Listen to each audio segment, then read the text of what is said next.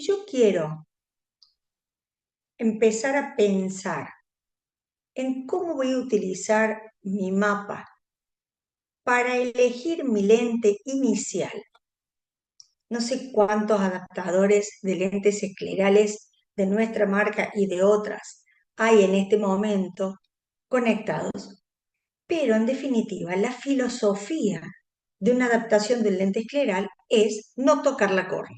Entonces tengo una cúpula que debo aterrizar perfectamente en la esclera, que hoy, gracias a los profilómetros, a los topógrafos que ocupan mayor campo de toma de datos y a la propia experiencia de apoyar un lente redondo sobre una superficie irregular, me muestra que la esclera, más allá de tener un meridiano más plano que el otro, tiene posibilidades de alta irregularidad. Entonces, la gracia de poder diseñar bien un lente escleral es mejorar no solamente el cubrimiento corneal, sino el aterrizaje paralelo a la superficie escleral, igual que es irregular, así es regular. Entonces, ¿dónde está realmente la dificultad para determinar cómo aprovecho la versatilidad del diseño para el aterrizaje? Que es donde se va a complicar la cosa. Que yo sepa los radios de curvatura corneales para el cálculo inicial de un lente escleral es totalmente irrelevante. Eso me pone en posición de que si no tengo un OCT, que me diga cuánta es la altura sagital para que yo le pueda sumar el espesor de la córnea y sumarle 300 micras para asegurarme que no la toque y entonces elegir la altura sagital de la lente de la caja de pruebas, es una cosa. Pero en realidad sí quieren hacer una trampita y pararse frente a la caja de pruebas de esclera SG y no saber por dónde empezar. Y si quiero ver, por ejemplo, un dato del Pentacam, como puede ser el BFS, que es la mejor esfera, la esfera de referencia, entonces voy a entender que hay una sugerencia de curva base para una lente de diámetro 16 que puede ser que al colocarla se salte completamente la córnea. Quiero empezar por ahí. Estoy totalmente de acuerdo con ustedes. Es perfecta la idea. Yo me mantengo más segura, pongo esa lente. Bien, ahora, lo que tengo que pensar es qué pasa cuando esa lente se apoya en la esclera. Tengo que tener más conocimientos de la esclera que de la córnea, porque si yo salteo la córnea, realmente importa muy poco lo que hay abajo. Siempre comparo esto con los postres modernos que se tapan con un domo de chocolate, de caramelo, bueno, en fin. Y abajo, cuando rompemos el domo o cuando sacamos el domo, nos encontramos con unas galletitas, un poquito de helado, unas frutas, que hacen distintas alturas, pero lo importante es que el domo lo tapó todo. Entonces, acá, tapar todo el desastre que podemos tener en una córnea irregular con un domo es lo menos complicado. Lo podemos hacer con cualquier marca y lo podemos hacer con cualquier método de cálculo inicial. Lo complicado es entender cómo aterriza la lente en la esclera, para lo cual hay que pensar en que hoy se habla que hay 5 tipos de perfiles esclerales y se van a encontrar con alguno de estos 5. Entonces, más allá de la cuerda de 10 milímetros, que es donde empieza la zona perilimbar, el limbo y el aterrizaje, generalmente la, la línea de aterrizaje forma una línea recta y entonces esto va a ser tangente a la esclera. En la práctica clínica diaria, la asimetría o la simetría de la esclera define la geometría del borde del lente que debe adaptarse, teniendo en cuenta que mientras más nos alejamos del limbo, la simetría va a ser mayor. Por eso hubo muchísima estadística y estudios sobre fabricación de lentes de contacto esclerales en medifacos para determinar que escleresis G con una lente de diámetro 15.7 tiene la posibilidad de apoyarse perfectamente parejo por fuera del limbo y que la incidencia de la geometría de la esclera sea menos incidente y menos complicada para que las adaptaciones que ustedes hagan sean más predecibles. Entonces, en general, los perfiles esclerales que tenemos con más frecuencia son el perfil 3 y 4. Los perfiles 2 y 5 son menos frecuentes y realmente el 1 se trata a veces en queratoglobos, donde tenemos que hacer lentes muy grandes y realmente es muy complejo el cambio del ángulo en el aterrizaje y lo tenemos que modificar completo. Pero yo les voy a enseñar cómo. Entonces siempre vamos a pensar en lentes esclerales como una adaptación basada en esa famosa cuerda que geométricamente va a indicar de esta cuerda un arco dictado por la curva base que genere esta cúpula que va a determinar una flecha que en definitiva es la ságita. Por lo tanto, geométricamente, la ságita es la flecha del arco en una cuerda determinada. Mientras más larga sea esta cuerda, o sea, más grande sea el diámetro del lente, más alta va a ser la flecha. Mientras más corta sea la cuerda, en el ápex, en la punta determinada, siempre con la misma esfera de referencia, la ságita va a ser menor. Con este dato, ustedes pueden entonces pensar en lentes que van a ser más altos o más bajos de acuerdo a la necesidad que ustedes tengan de cubrir la córnea. Entonces, ¿qué es más importante? ¿La ságita total o el diámetro del lente? En realidad, esta relación es un matrimonio perfecto. Yo tengo que apoyar la lente por lo menos 2 milímetros por cada lado. Entonces, lo ideal como diámetro para una córnea determinada sería tener diámetro horizontal de iris visible, porque muchas de las córneas son ovaladas y sabemos que el meridiano vertical es más corto, no hace falta que yo le explique estas cosas, pero las repito porque siempre en todo grupo hay alguien que está más nuevo. Y entonces vamos a tener el diámetro horizontal de iris visible y a eso le vamos a sumar 4 milímetros, para entonces determinar que con un diámetro de 15.7 estamos bien o debemos agrandar el diámetro a 16, 16, 20, 16,5, whatever. Medifacos te da la posibilidad de tener en la caja de pruebas dos tipos de diámetros diferentes, pero podés modificar el diámetro de acuerdo a tu necesidad y a tus ganas, incluso achicar el lente hasta 15 milímetros. Ahora, generalmente yo tengo la topografía, puedo tener un OCT, tengo los antecedentes del paciente, pero si hay algo que me va a ayudar para saber si la ectasia es baja, media o alta, es simplemente ponerme al lado del paciente, levantar los párpados y observar el perfil corneal. El perfil me va a dejar la cámara anterior libre y yo voy a poder evaluar si tengo que poner un lente muy agudo, si lo tengo que poner más plano, si va a ser más grande o más chico, porque ya medí diámetro horizontal de iris visible y vi el perfil corneal, que lo tengo reflejado en la topografía también. Evidentemente, voy a ubicar el ápex y el ápex va a estar donde yo vea la topografía, el mapa sagital. Entonces, si mi interés es cubrirlo todo, pero voy a ver que el diámetro del lente es muy grande, considerando este consejo, esto no es una regla.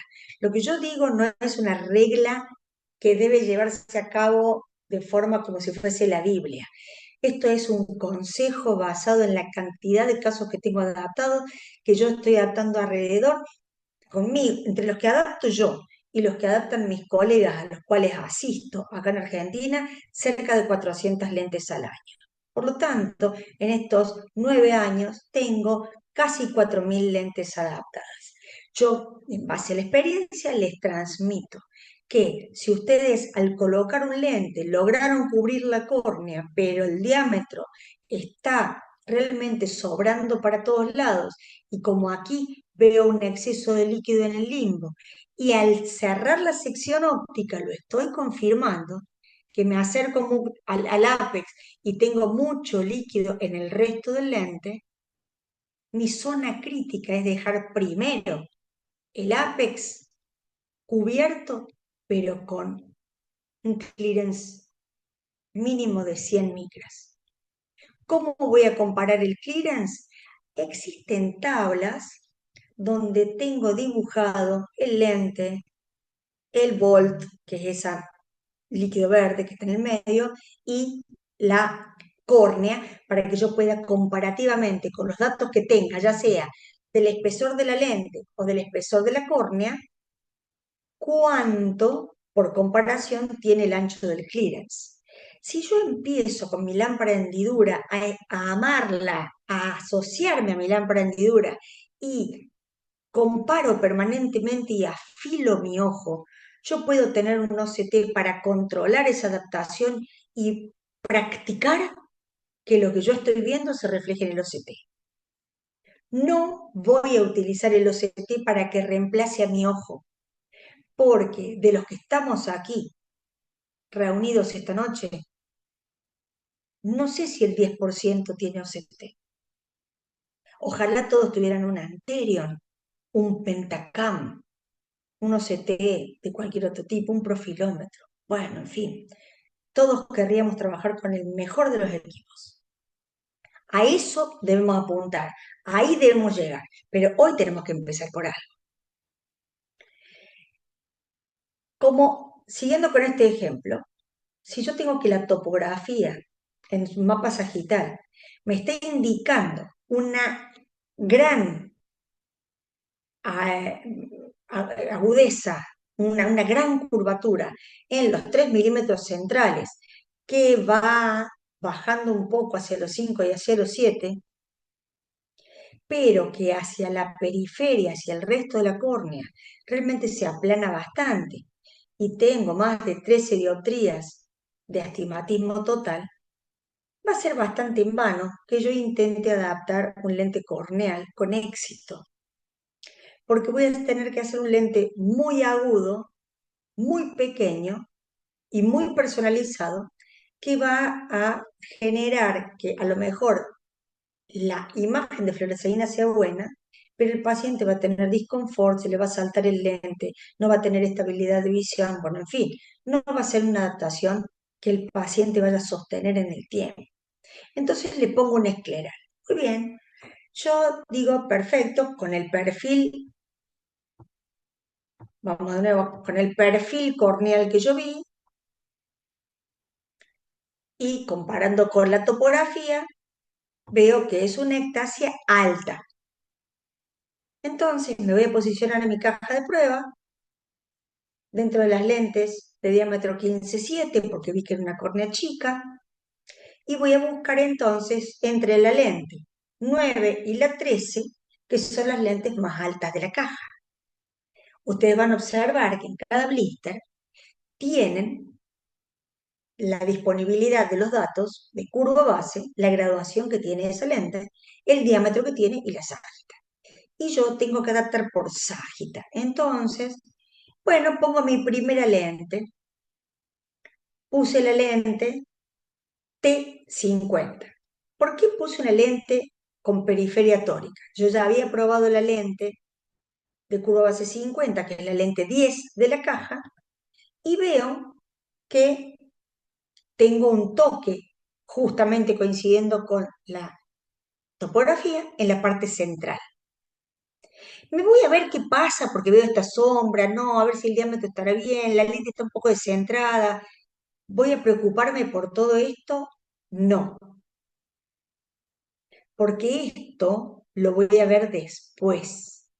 Lo primero que yo tengo que hacer es que la lente quede cubierta en la parte central.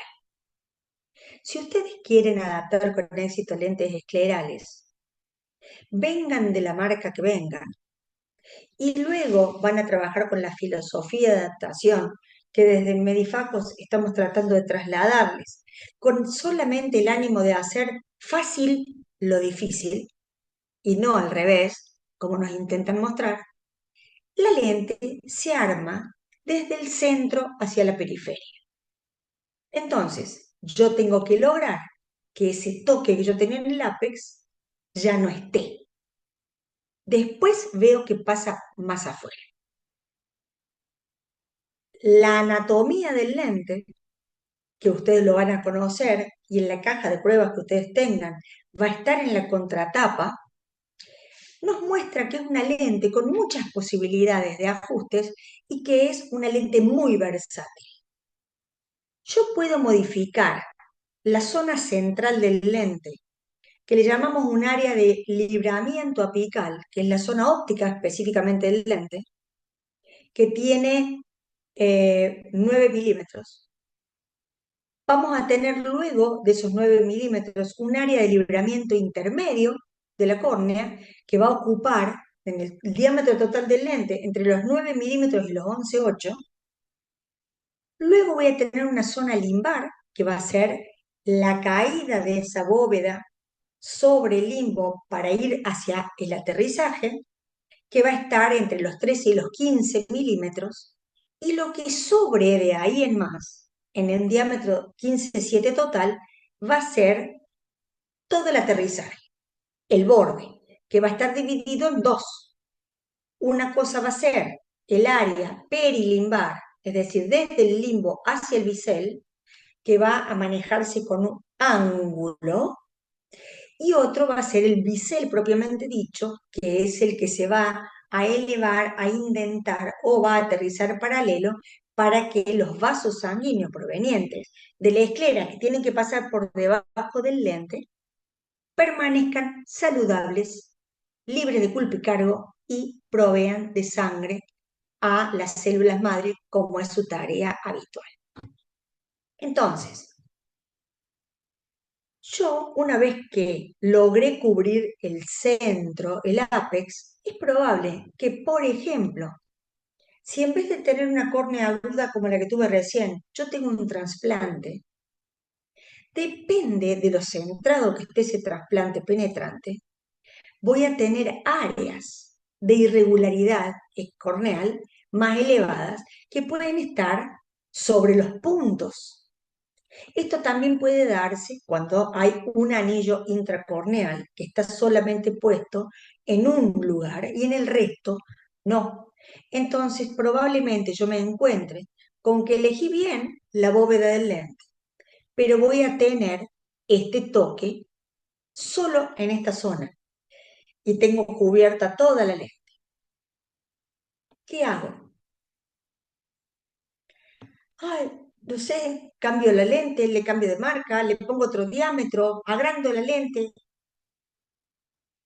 Siempre que tomamos una acción y una decisión para seguir con la prueba y evaluación del caso que yo estoy tratando de adaptar y de diseñar, voy a pensar el para qué.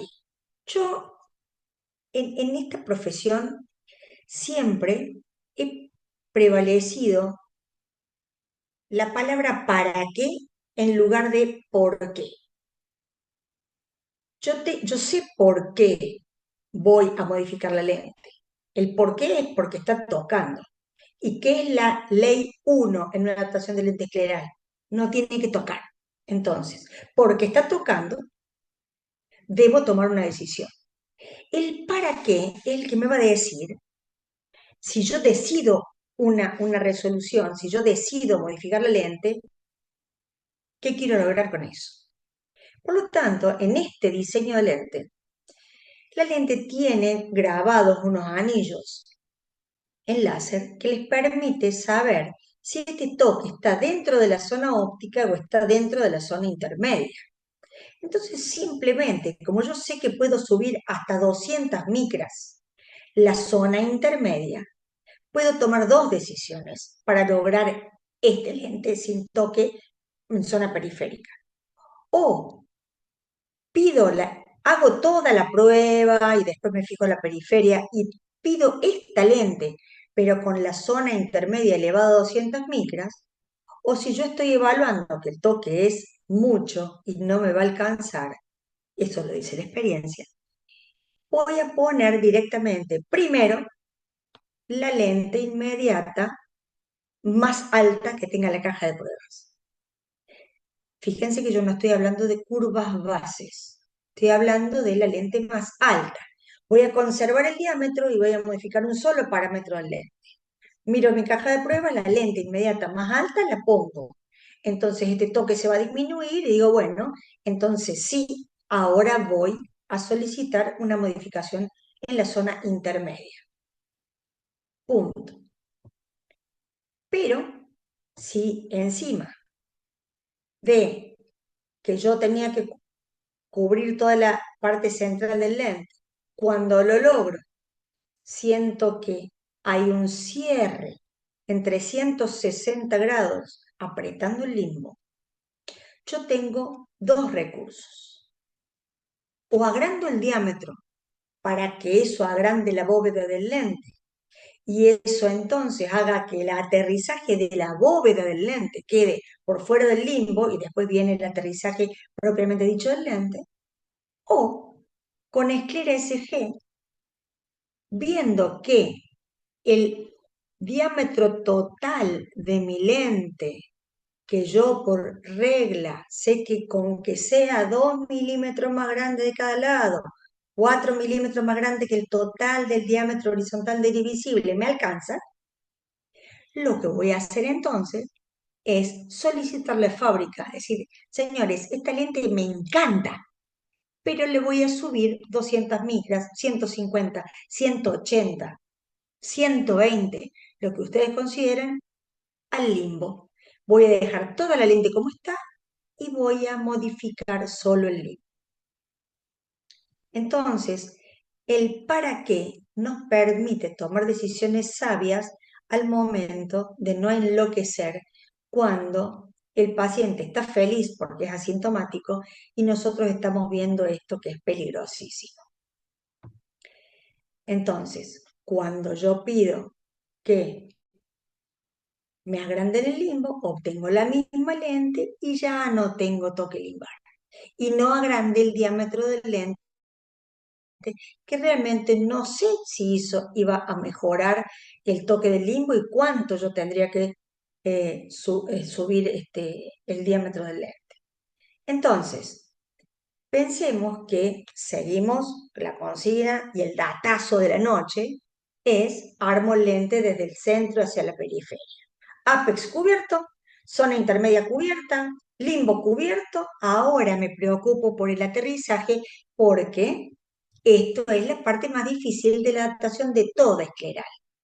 No importa el modelo, no importa si es córnea regular, no importa si es córnea regular, si es difícil, si es fácil, si es trasplante, si es anillo, si es una cirugía refractiva. Lo que tiene importancia es que esta cúpula tiene que aterrizar amigable sobre la esclera. Y ahí es donde los quiero ver. Es ahí donde tengo el 95% de las consultas que recibimos los consultores es ¿qué hago? Mira dónde me aprietan, mira cómo me queda. Un lente con buen apoyo escleral va a ser un lente donde veamos que el comportamiento de la conjuntiva es toda pareja del mismo color, que está tranquila, que los vasos sanguíneos que provienen de la conjuntiva escleral pasan por debajo del lente y mantienen tanto el flujo de sangre, el espesor, o realmente hacen presiones e interrumpen o disminuyen el vaso sanguíneo. Por lo tanto, lo que vamos a ver es que tengamos un apoyo escleral suave. ¿Cómo puedo comprobar esto? Simplemente, ayudado del verde lisamina, voy a teñir por sobre encima de la lente y voy a evaluar si el bisel de la lente tiene intercambio lagrimal o no lo tiene, y si tiene, cuánto, y que no se filtre el lisamina por dentro del lente. Cuando yo tengo un lente con buen apoyo escleral, sin compresión de vasos, y es un lente de diámetro más grande, voy a tener entonces probablemente un lente que sea un poquitito más notorio en cuanto a la presencia de vasos. La succión debe ser menor. Hay que entender también que hay un principio físico donde a mayor superficie hay menos presión, entonces voy a poder modificar el ángulo del apoyo para que el aterrizaje no comprima tanto, porque a veces elegimos este tipo de diámetros que sobresalen más de lo habitual porque tenemos la necesidad de hacer un tratamiento terapéutico para ojo seco y se están eligiendo diámetros un poco más grandes. Ahora, lo que no tengo que tener bajo ningún punto de vista es este apoyo escleral donde claramente están comprimidos todos los vasos sanguíneos que están por debajo del lente. Esta succión puede deberse a muchos factores que ahora los vamos a ir desglosando.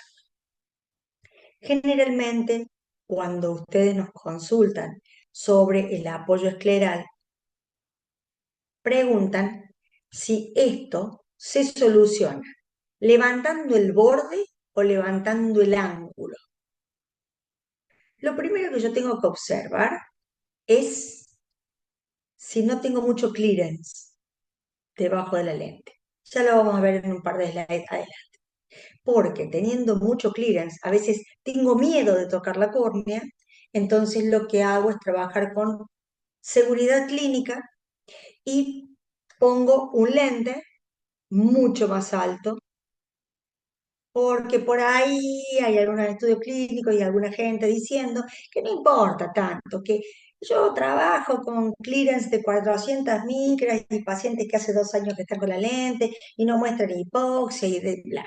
Bueno, particularmente yo respeto la opinión de todo el mundo, pero en mi experiencia sí depende del clearance, el oxígeno final, porque hay un trío perfecto que tiene que ver con el espesor del lente, el decad del material y el espesor del clearance, para que en conjunto sepamos cuánto oxígeno va a pasar de acá a acá. Eso por un lado. Pero por otro lado, hay que entender que una cúpula rígida, llena de líquido, apoyada a presión en un tejido blando, hace un principio físico que ya pasa a ser de capilaridad y tiene una fuerza hidráulica tremenda. Cada vez que yo parpadeo, esa fuerza hidráulica succiona y la lente se va a indentar cada vez más en la conjuntiva, haciendo este efecto. Entonces, lo primero que me tengo que asegurar es si todo ese armado del lente desde el centro hacia la periferia, una vez que cubre la córnea, no me dejó un clearance de 500 micras, porque yo tengo que trabajar con un clearance ideal en apex de 100, de 80, teniendo en cuenta que el apex es las 2/3 partes de la córnea y el resto tiene que tener por lo menos cubierto todo, pero un mínimo de 200 micras, 180. Por eso tengo un lente personalizable por zonas. para poder acercar las paredes de esa bóveda hacia el cono. Entonces, una vez que yo me aseguré que mi clearance esté bien, que es lo primero que yo tengo que ver, tengo que evaluar entonces, si mi conjuntiva es muy laxa, la posibilidad de levantar el ángulo de apoyo. Esta lente tiene posibilidad de subirle con una manijita el ángulo de apoyo para abrirlo o para cerrarlo en caso que tengamos un perfil escleral 1 y la lente quede como bailando. Entonces hay que ajustarle el cinto al pantalón y eso es cerrar el ángulo. Y luego también voy a acompañar levantando el bisel. Si yo solamente levanto el borde del lente, bueno, voy a lograr que haya un intercambio aquí, pero esta succión va a existir igual. Estos no son muchos modelos de lentes que tienen esta posibilidad. Que ustedes los puedan ver solamente con un principio de observación con la lámpara de hendidura, los libera bastante de depender de consultores que los hagan rehenes de sus decisiones. Nosotros estamos al servicio de que ustedes tomen las mejores decisiones en forma independiente en la adaptación de las lentes y que cada uno ejerza su criterio profesional dejando el lente final como le gustó. Como el paciente se sienta cómodo, es verse bien, sentirse bien y ver bien. Entonces, vamos a volver al caso anterior. Yo tengo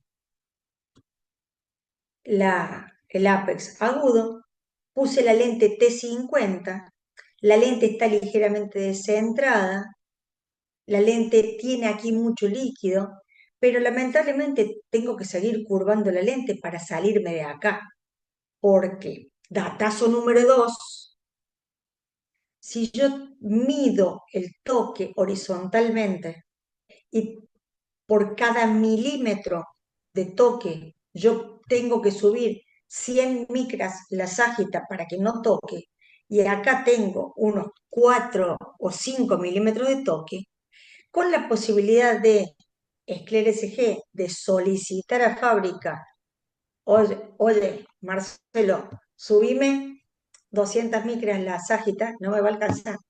Entonces tengo que seguir curvando el lente. Y yo hice la siguiente prueba con la otra lente que tengo en caja de pruebas con periferia tórica, que es la T56. Fíjense, me encanta esta foto porque miren cómo la lente, primero, me está marcando con los anillos la zona óptica, la zona intermedia de la córnea, la zona limbar y la zona de aterrizaje. Y si yo trazar una línea de aquí a aquí, estoy viendo un aterrizaje parejo, un aterrizaje como me gusta. ¿Que probablemente está muy bien, está muy alta la lente? Sí. ¿Cómo me doy cuenta? Y no estoy viendo cuerpo ciliar atrás, no estoy viendo la pupila. De acá a acá me pasé un poquito en altura. Entonces, puedo solicitar esta lente. Cuando hago el corte de clearance, lo que hago es corto y evalúo en toda la lente cuánto tengo de clearance y cuánto quiero tener. Si yo tengo 300 micras y quiero tener 100, entonces lo que voy a hacer es solicitar al fabricante, quiero esta lente con así como está, y lo único que quiero es que le modifiques menos 200 micras la ságita total. El fabricante lo que hace es compensar todo el resto del lente, por lo tanto ustedes no van a tener variación de condición refractiva. Con eso trabajen seguros y respaldados por su fabricante. Entonces ustedes van a entender el comportamiento del lente, el comportamiento del perfil escleral y su incidencia en el aterrizaje, dónde está la transición con la córnea y cómo y qué y para qué van a hacer las modificaciones del lente. Entonces, si ustedes con equipos de alta precisión pueden conocer y medir realmente la forma de todo el segmento anterior mediante equipos como el IGLET, tienen para medir topografía escleral, con un OCT, con un Pentacam con CCP. Yo puedo entonces determinar que la lente que yo pude construir simplemente con mi sentido de la lógica en lo que estoy viendo, lo voy a poder comprobar y controlar porque todo me va a coincidir. Es decir, toda la información que yo reúno de un paciente para adaptar un lente escleral son pruebas contra pruebas y confirmaciones de estas pruebas y contrapruebas. Por eso les voy mostrando los secretitos. Si yo me parece que la lente la dejé divina porque no me está tocando el centro, pero después tengo una succión como la que les mostré recién, me estoy dando cuenta que en algo fallé. Vuelvo mis pasos para atrás y me voy a pensar en el espesor de clearance. La lente me tiene que quedar así.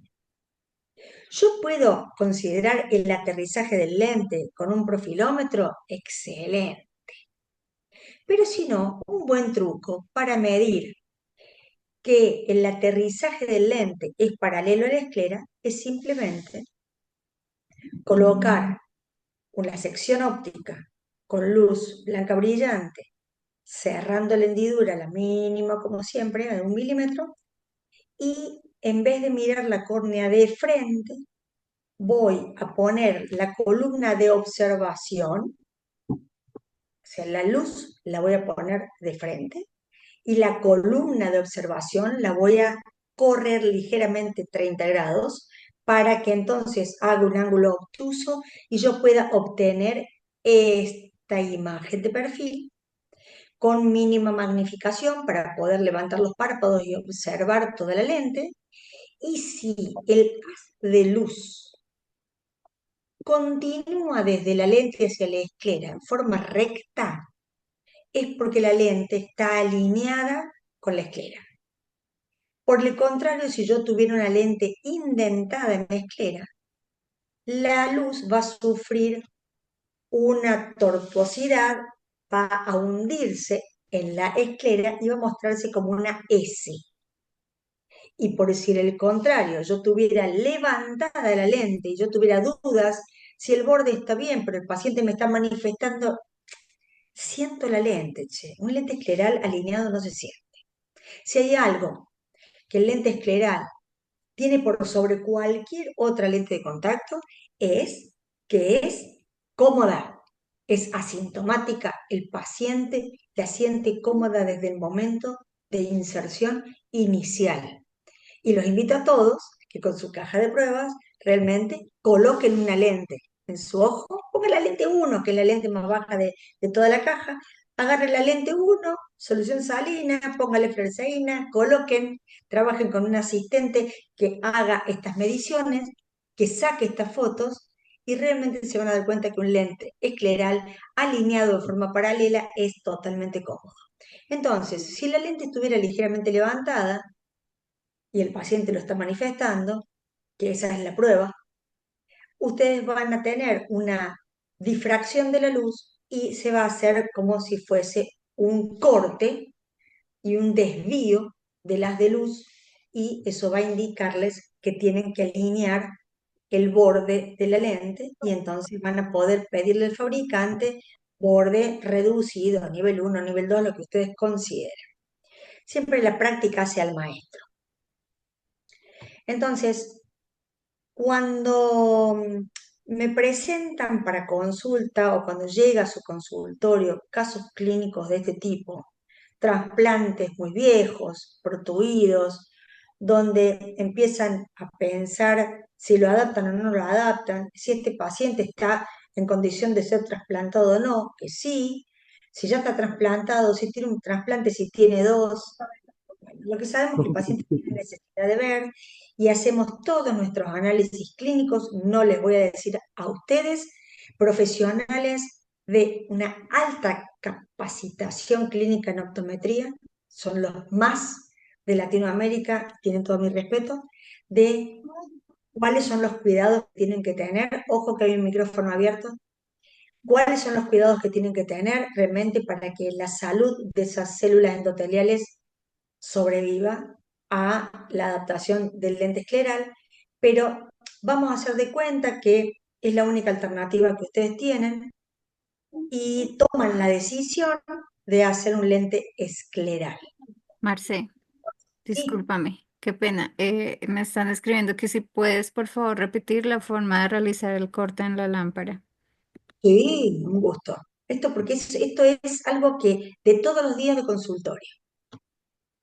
Mira, recuerden, la luz, la técnica es de sección óptica. Luz blanca, brillante, con la mínima hendidura. Van a colocar el haz de iluminación de frente a 20 grados. Eso lo eligen ustedes como les dé esta imagen. Pero el ángulo de la columna de observación sí la van a tener que desplazar ligeramente 30 grados a 40 para que ustedes puedan realmente tomar esta foto o esta imagen de la córnea vista un poco de perfil. Entonces, van a ver cómo con la sección óptica tienen el recorrido dentro de la bóveda del lente, del clearance, pasa por el limbo y se da cuenta que no toca, y aterriza pasando por la lente, transparente porque ahí no hay fluoresceína, y llega a la esclera. Muy bien, si el haz de luz se continúa y forma esta línea recta como la están viendo acá, quiere decir que la lente, el apoyo del lente, está alineado en la esclera. Eso lo pueden después girando la sección óptica, girándola en toda la lente, ustedes pueden hacer esta misma prueba en todos los ejes de su lente, para saber si hay alguna superficie de la esclera irregular y que tuvieran que hacer una modificación en un sector. Pero básicamente para saber del borde, si ustedes hacen esta sección óptica y la luz se continúa desde la lente hacia la esclera en forma recta, la lente está alineada. Con el borde estándar no tienen que hacer ninguna modificación. Cuando la lente está indentada, es decir, que hay un pinching, como algunos lo conocen, como se va a hundir la lente en la esclera, eso va a ser un pozo. Y la luz, al salir del lente y pasar a la esclera, va a ser como una S, algo sinuoso, una curvita.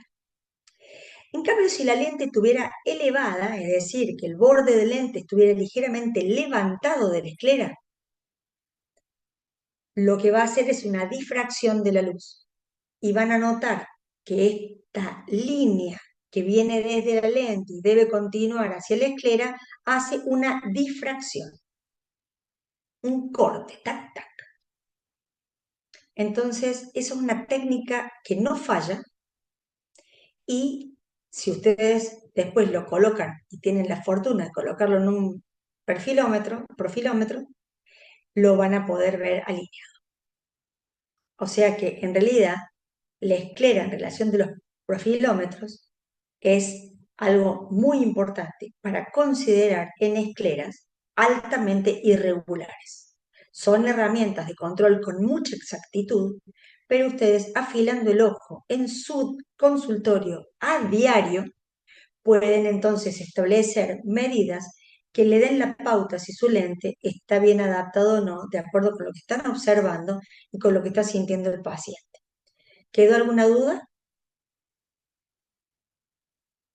Si es así, ¿está todo bien? Seguimos. Muy bien. Yo te presento este caso clínico porque este paciente, yo decidí adaptarlo porque está en lista de espera de trasplante, de un nuevo trasplante. Pero mientras tanto, es una persona que está en una edad productiva, trabaja, no puede dejar de trabajar y tiene que ver. Y el problema es que es ojo único. El otro ojo lo tiene sin visión. Entonces, ¿con qué corazón le digo, Señor, no te adapto?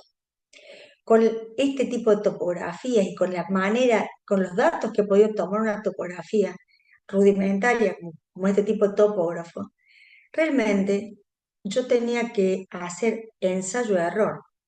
Obviamente que puse la lente T56 de la caja de esclera SG, es la lente más alta de toda la caja. Si ustedes después la miran, además de tener una lente con periferia tórica, como la periferia tórica levanta ligeramente la ságita total de la lente, entonces le puse la T56 como punto de partida para ver qué debía modificar. Y entonces empiezan mis ¿para qué? Y aquí está la T56. Bueno, este caso es un caso de una colega del norte de la Argentina. Me dice, Marce, fíjate que se me escapa el líquido. Claro, el lente no apoyaba. Esto yo hice que apoye simplemente porque la apreté ligeramente para que la lente quede quieta y me marque cuánto tenía yo. Fíjense que si la zona óptica de la lente, yo como dato y como está en la contratapa de la caja de pruebas, tiene 9 milímetros y yo tengo el anillo de láser de la zona óptica aquí. ¿Cuánto está midiendo esto? Como 8. Yo necesito un lente 800 micras más alta solamente para no tocarla. ¿Tengo en caja de prueba? No, no tengo. ¿Voy a dejar sin adaptar el paciente? No. ¿Le pruebo otra marca? Jamás. Lo que voy a hacer es apoyarme en mi consultor y hoy tenemos disponibles fuera de la caja, fuera de lo estándar, unas lentes que diseñamos en curvas de 58, en diámetro 16. Es decir, ¿qué hice? Agrandé la ságita en base a que agrandé la cuerda también. ¿Sí?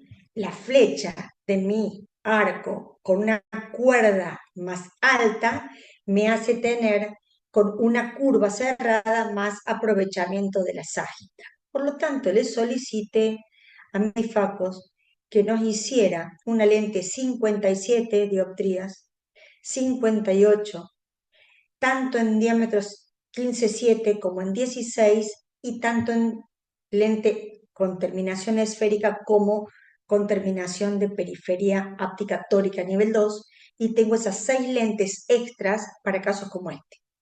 Bueno, la solución entonces estuvo no en correr, no, no sé qué hacer, no, no sé, no te puedo adaptar, no, le probé todas las lentes de la caja y no anduvo. Si alguien prueba, en un caso como este, todas las lentes de la caja, quiere decir que no entendió para qué estaba sacando esa lente y poniendo otra.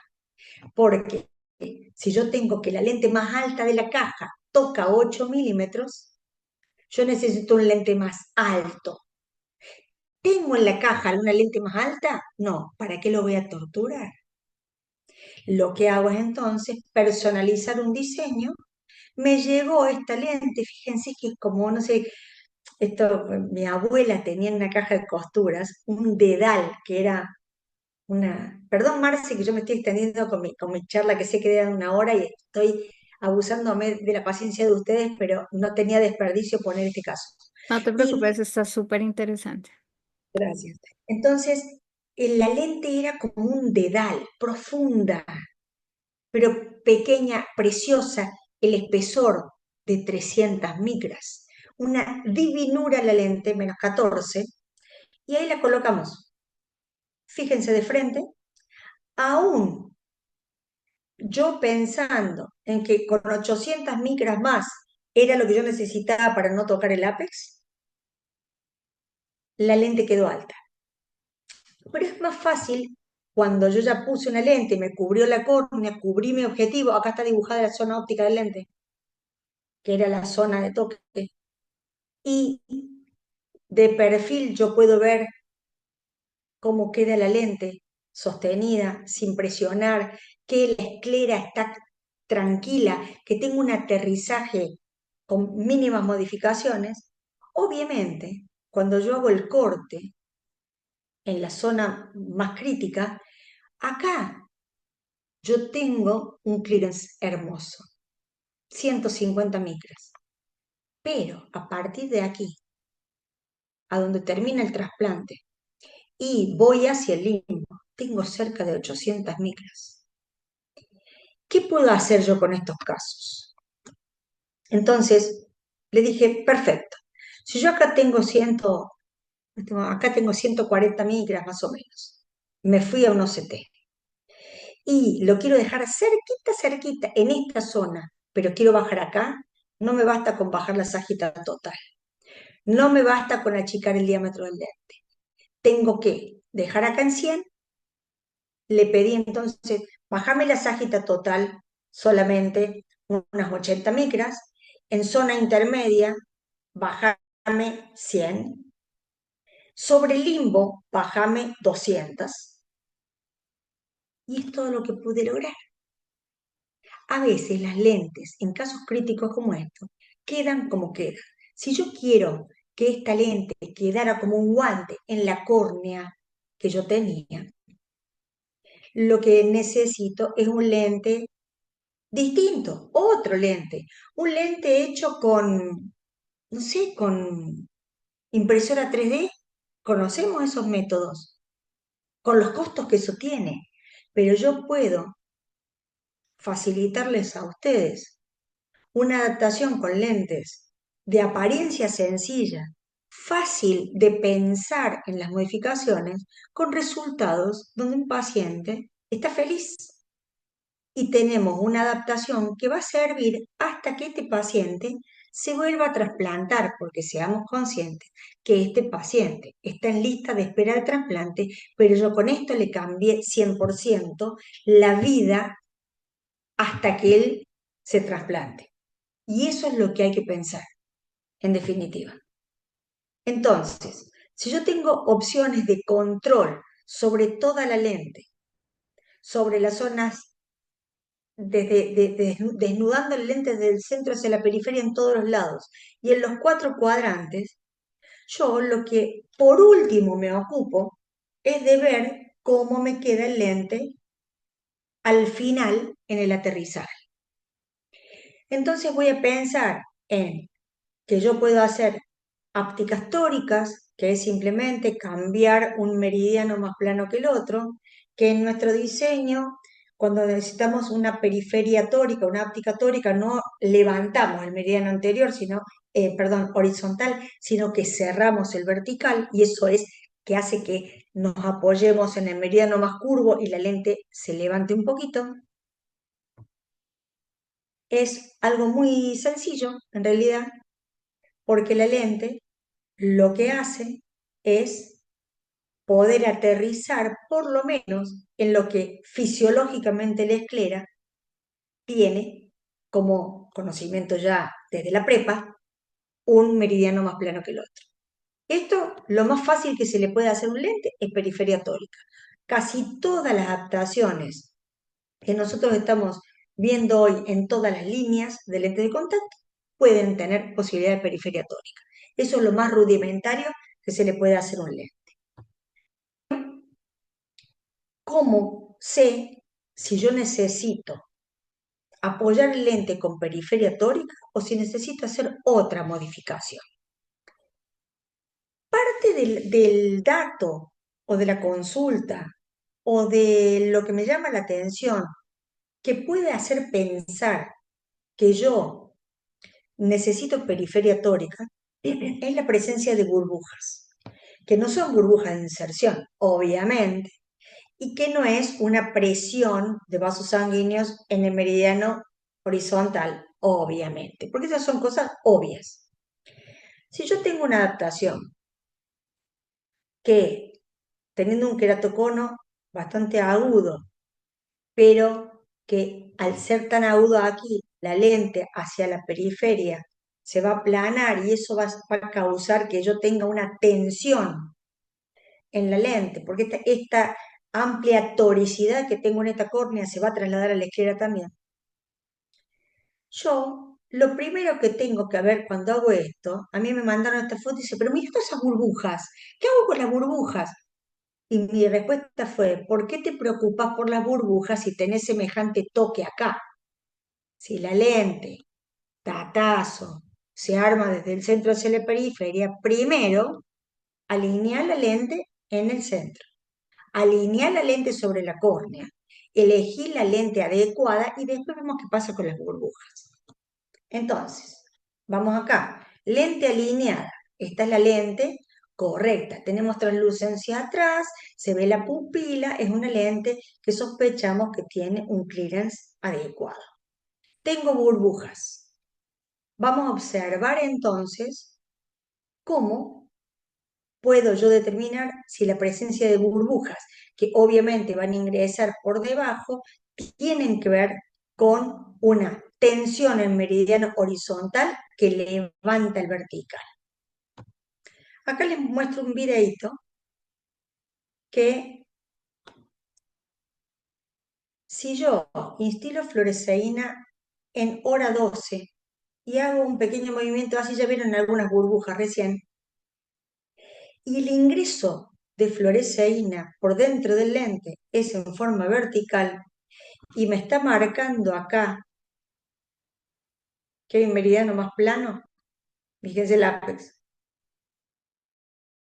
Entonces yo no estoy teniendo un relleno de líquido completo en toda la lente, es porque las burbujas están ingresando por el meridiano que está pivoteando en el vertical. Ríanse, pero esta prueba no la hacen siempre. Entonces, cuando yo le pregunto, che, pero ¿le teñiste con fluoresceína por encima? No. Entonces, datazo número 3. Para completar la adaptación de cualquier lente escleral, ustedes deben asegurarse que el lente esté apoyado en los 360 grados de la esclera, independientemente si hay vasos sanguíneos comprimidos o no. Porque a veces cuando miramos de frente, están todos los vasos sanguíneos bien, el paciente está chocho, feliz, 20-20, y entonces ni nos fijamos en esto y empiezan a aparecer las burbujitas conforme el paciente parpadea y hay una presión de bolas de oxígeno que ocupan un lugar y después quedan marcadas en la córnea. Entonces, este simple tip indica que se necesita periferia tórica. Entonces la periferia tórica lo que va a ser cerrar este meridiano y va a apoyar mejor este. Ahora, ojo con la confusión de por qué entra fluoresceína o lisamina. A mí particularmente me gusta mucho la lisamina porque hago la prueba generalmente con fluoresceína y la lisamina contrasta. Entonces, de paso que tiño el ingreso de líquido sobre la lente, también tiño conjuntiva y veo si hay puntos secos en conjuntiva y me están marcando otra cosa respecto del ojo seco de este paciente. Entonces, yo veo que tengo ingreso acá, ¿ven? Pero en este caso, que no es el mismo caso anterior, tengo una pingécula y me está levantando el lente. Aquí la solución es una periferia tórica. Ah, no, porque tengo la vieja escuela de pensar que levanto el meridiano horizontal, se va a apoyar el vertical y chao, no tengo más filtración. Pero fíjense que la sombra del levantamiento del lente está solo acá y acá no. ¿Y por qué tengo líquido acá? Ley de gravedad, va a entrar por acá, va a entrar por acá y ¿a dónde va a ir a parar? Abajo. ¿Ok? Entonces, tengo una pingécula. ¿Cómo soluciono la pingécula? Muy bien. Esclera SG es una de las pocas lentes que tiene la particularidad de hacer un microvolt. El concepto de microvolt se usa en muchas lentes, pero nosotros utilizamos el poder levantar una zona del lente, como si hiciéramos un caparazón de tortuga, donde va el cuellito, para saltar el cuello de la tortuga, que es la pingécula o el terigium o el tejido que querramos saltar, en lugar de hacer el notch. ¿Y por qué no un notch? Primero que esto es cuento viejo.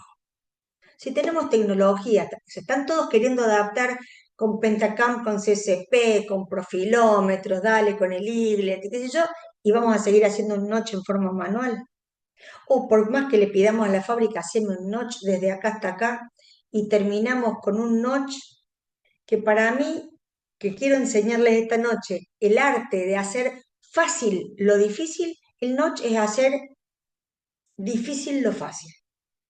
¿Por qué? Porque si esto no está perfectamente bien calculado, perfectamente bien pulido y terminado, el paciente pasa de esto a esto. Entonces es peor el remedio que la enfermedad.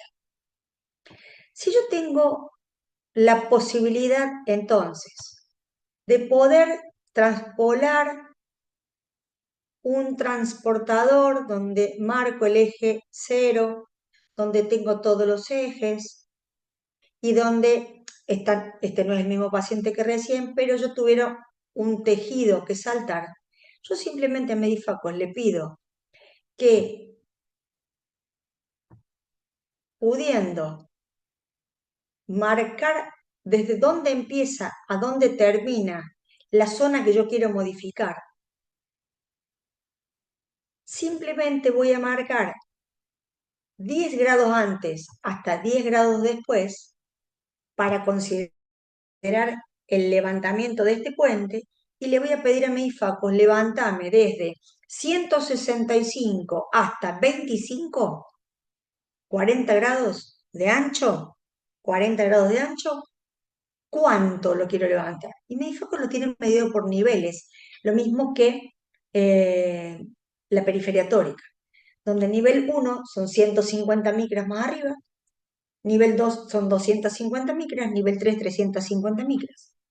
Entonces, si yo comprendo la versatilidad del diseño y simplemente me apoyo en eso, y si yo no sé cómo medirlo, le mando a mi consultor una foto así, que esté, y si pudieran estar ambos párpados separados y pudiéramos nosotros ver el total del lente apoyado en córnea, perdón, en esclera, sería perfecto, el consultor nos va a ayudar con esto. Y nos dice, mira, levántalo desde tal lado hasta tal lado, nivel 1. Fin del cuento.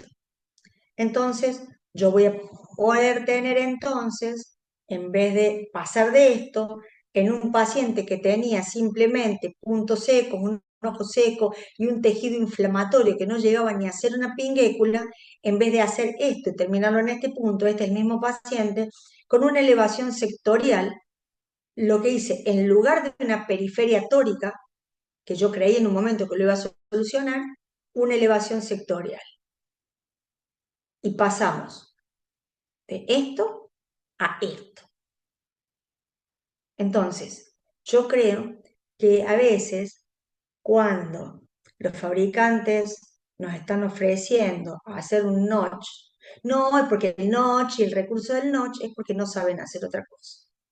Si hoy tenemos tecnología para hacer levantamientos sectoriales, creo que lo debemos aprovechar primero porque el lente tiene mejor apoyo, es más amigable para el tejido conjuntival y por lo tanto también es reproducible. Si el paciente mañana pisa la lente y tiene que pedir una lente con la misma elevación sectorial en el mismo lugar y de la misma manera, ustedes lo van a poder repetir. Entonces, el ajuste por cuadrantes no significa que yo voy a partir la lente como una pizza y voy a levantar este cuadrante completo desde el centro hacia el borde porque tengo a lo mejor, no sé, un anillo o un punto de una cirugía que me está tocando.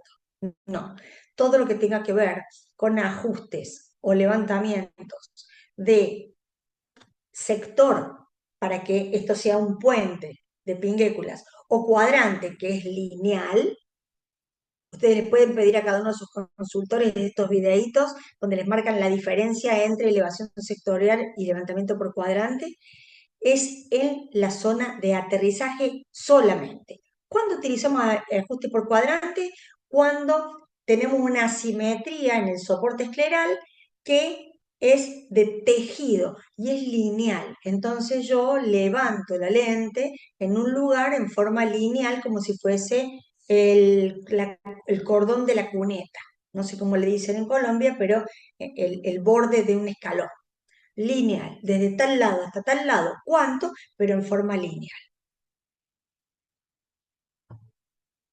Entonces, quería compartirles lo que yo les decía, porque esta foto la vi hoy en las redes, y tiene que ver con que nuestros colegas de Arfamex, el distribuidor de Facos de México, subió esta foto hoy. A veces recibimos fotos así. Mirá cómo la lente ajusta. La palabra ajuste en Latinoamérica tiene muchas acepciones, pero en Argentina, cuando una lente ajusta, está apretada. Mira cómo aprieta. Lo primero que tenemos que ver es que cuando hay un ajuste, cuando está apretada la lente haciendo una succión que puede hasta provocar prolapso conjuntival, tiene que ver con un diámetro excesivo y un clearance alto. Si nosotros achicamos diámetro en lo posible y bajamos el clearance, generalmente estos síntomas desaparecen. Entonces, no es un recurso levantar el ángulo y el borde porque esto no se va a solucionar. Lo primero que tenemos que ver en presión y en succión es el clearance. Fíjense que el clearance acá comparado con el lente que tiene un espesor de 280 micras, debe tener fácil 600 micras. Y así andaba el paciente. ¿Mm? Entonces, a veces el arte de hacer fácil lo difícil es simplemente saber observar. ¿Eh? Eh, la idea entonces es que ustedes puedan tener una adaptación ideal, vista de frente, córnea toda cubierta, se vea la pupila, se ve el cuerpo ciliar, tenga un apoyo tranquilo en la esclera y un borde alineado. Si logran esto, solamente agarrado de la lámpara hendidura, todo el resto de los equipos no van a adaptar por ustedes. No existe la adaptación mágica de mándame la topografía y te mando el lente porque nosotros lo calculamos. Nosotros tenemos que ver y elegir la adaptación de nuestro paciente conforme la tensión de párpados, lo que querramos elegir de clearance, cómo queremos modificar la periferia de la lente y cómo es la conjuntiva habitual de este paciente. Entonces, de acuerdo a la patología de base, sabemos con la clínica que nos vamos a encontrar y con toda esa información podemos lograr adaptaciones así de impecables. En anillos intracorneales, que generalmente el foco está puesto en que el clearance yo lo mido primero sobre el anillo, lo dejo bien cerquita, sin tocar jamás el anillo y sin hacerlo peligrar, y bueno, me va a quedar un poquito más alto, pero a veces hay recursos de geometría inversa para poder bajar un poquito la lente, en la zona solamente óptica, y bueno, Medifocus también tiene lentes de geometría inversa para poscirugía refractiva y córneas oblatas, por ejemplo, por trasplante o por anillos. Entonces, algunas consideraciones importantes solamente para cerrar. La lente escleral hace 15 años atrás era solamente para unos pocos elegidos, para unos pocos casos, era cuando nada había funcionado hasta que entendimos que la podemos ver para indicaciones terapéuticas o con fines correctivos. Las indicaciones terapéuticas para tratamiento de ojo seco, para dar confort post-crosslinking, para protección de injerto, para un uso continuo y usarlo como reservorio medicamentoso, ya sea de suero autólogo o de cualquier medicamento que el médico oftalmólogo quiere usar para el tratamiento de la recuperación de la superficie corneal, creando un ecosistema para mejorar, apoyar y acelerar la curación de esa córnea, es válido. Lo que tenemos que evitar son los DK bajos. Tenemos que trabajar con DK o 200, que en nuestro caso utilizamos el Optimum Infinite.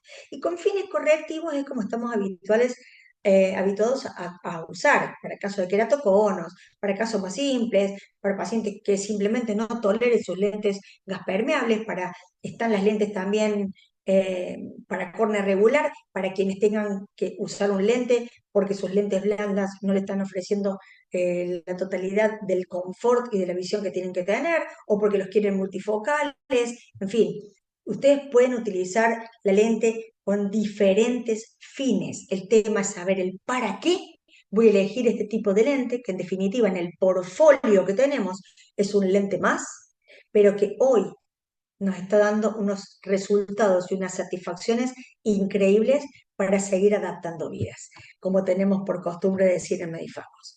Entonces, más allá de la prescripción, más allá del diseño que ustedes elijan, después de un buen examen visual, de evaluar completamente el problema y de pensar que van a hacer una terapia visual o terapéutica con lente escleral, lo que importa es el confort visual del paciente, el confort del paciente para que no abandone el uso y el éxito de la adaptación que a ustedes les traiga cada vez más pacientes. Desde ya estoy más que agradecida pidiendo todas las disculpas de haberme pasado 20 minutos con el tiempo establecido, pero Argentina no tiene poder de síntesis. Me gusta transmitir todo lo que puedo y que les sirva, cada uno sabrá en qué medida. Muchas gracias, Marce. De verdad que fue bastante interesante todo lo que nos compartiste y nos diste realmente datazos. Hay una pregunta aquí, preguntan, ¿un DK muy alto hace el lente de contacto más frágil? ¿No? Qué muy buena pregunta es. Estamos acostumbrados en la época de que empezaron a aparecer los materiales con alto K para lentes corneales RGB, que como al material se le daba más oxígeno por inyectarle como más silicona en el polímero, lo hacía más frágil y lo hacía más deformable. En el caso de los materiales de Contamac de última generación, en el polímero hay muchos factores que inciden para que la lente no tenga, o sea, no modifique su ángulo de dureza, su short, y no sea susceptible a la rotura ni a la deformación. Por construcción también, en un espesor de 280 micras, el clearance, perdón, el carrier del lente, la estructura del lente en la zona del aterrizaje se hace bien firme como para que el lente tenga resistencia y no tenga prácticamente datos de roturas. Yo les puedo asegurar que es muy raro que tenga quejas de que un paciente rompió la lente al limpiarla o al usarla o por el tiempo. La lente realmente es muy estable. O sea que en este caso no hay un paralelismo entre fragilidad y decay. Gracias, ¿Alguna Marce. otra pregunta? Sí, no sé si alguien tiene alguna pregunta.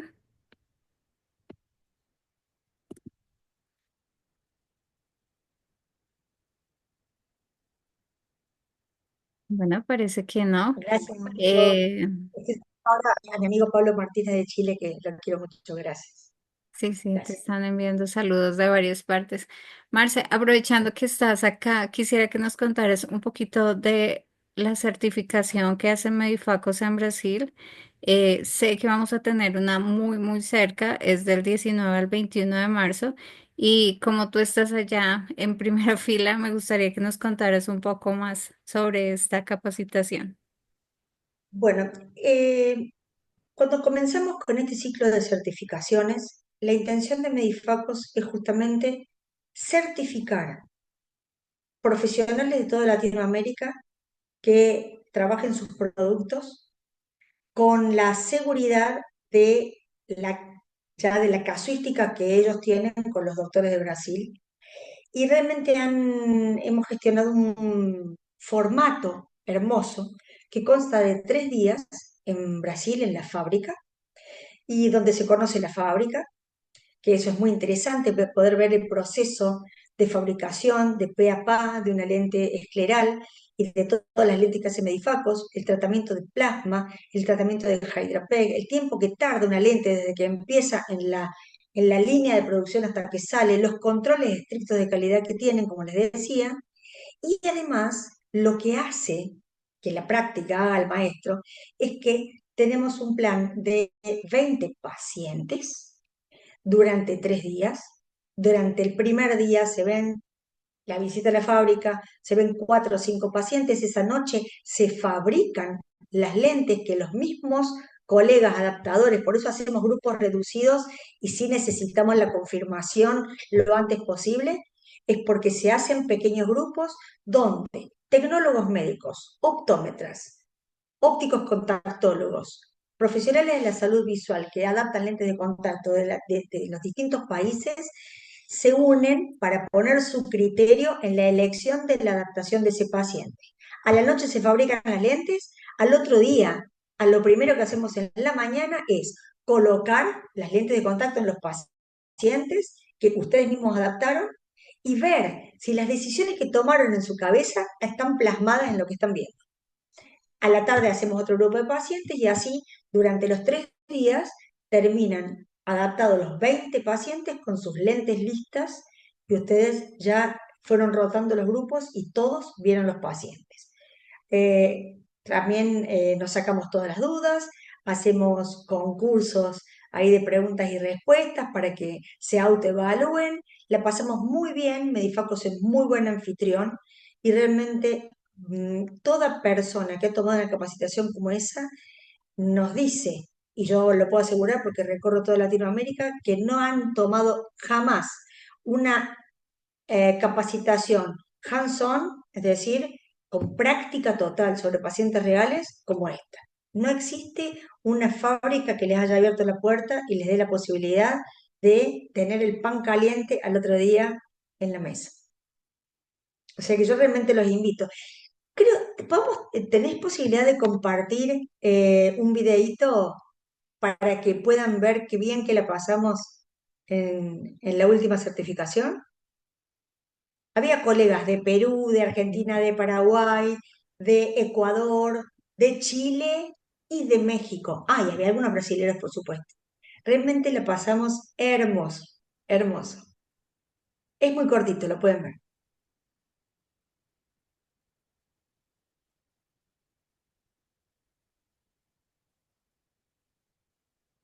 Visitamos también el área de fabricación de anillos intracorneales y de lentes intraoculares. Medifacos tiene también una amplia gama de lentes, incluso trifocales, la nueva BIOS, y lentes fáquicas que han lanzado recién al mercado, y anillos intracorneales llamados Kerarin, que los están poniendo en toda Latinoamérica.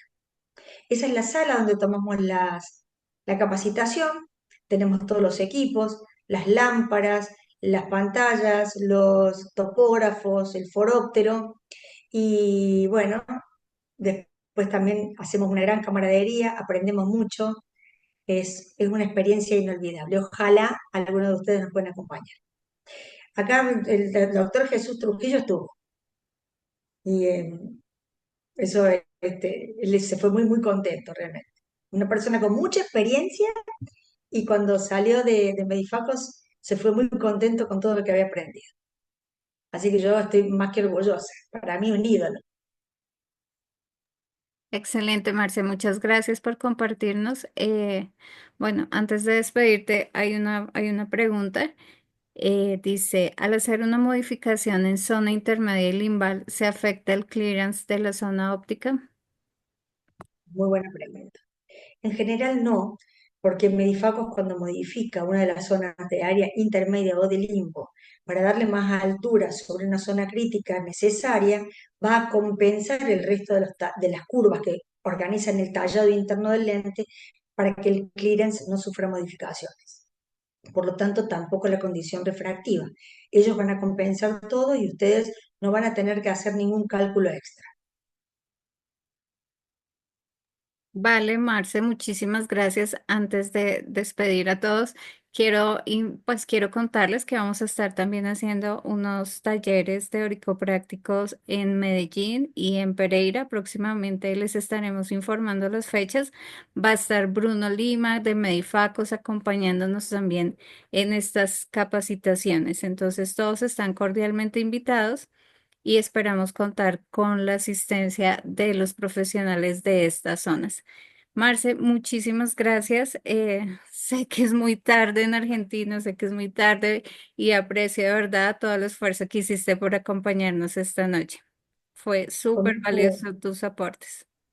Yo estoy realmente orgullosa de que ustedes me hayan invitado y que tengan ganas de escuchar lo que yo tengo para compartir, de simplemente desde mi experiencia, tantos años en natación, y que me den el lugar para llegar a todos los colegas de Colombia, donde tengo muy buenos amigos y espero verlos pronto. Muchas gracias, Bien de Marce. pronto. Que ha sido Gracias. una Buenas artífice de noches. que sea.